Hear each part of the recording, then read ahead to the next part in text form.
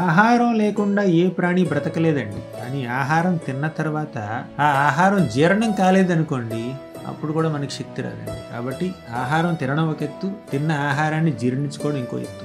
ఈ 2 విషయాల్లో భగవంతుడైనటువంటి కృష్ణుడి పాత్ర ఎంతో ఉందండి. కృష్ణుడు భగవద్గీతలో ఏమంటాడో తెలుసా?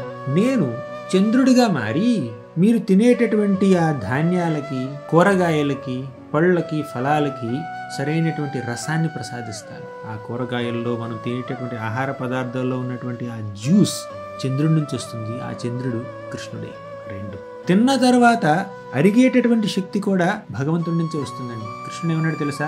అహం వైశ్వానరో భూత్వా ప్రాణినాం దేహమాశ్రితః ప్రాణాపాన సమాయుక్తః పచామ్యన్నం చతుర్విధం. నీ కడుపులోనే ఉన్నటువంటి జఠరాగ్నిగా మారి తిన్నటువంటి ఆహార పదార్థాలని అరిగించుకునే శక్తిని నీకు ప్రసాదిస్తున్నానంటున్నాడు. కాబట్టి ఆయన లేనిదే మనకు ఆహారం లేదు, ఆయన లేనిదే ఆహారాన్ని జీర్ణం చేసుకునే శక్తి కూడా లేదండి. మనం పూర్తిగా ఆయన మీద ఆధారపడి ఉన్నాం.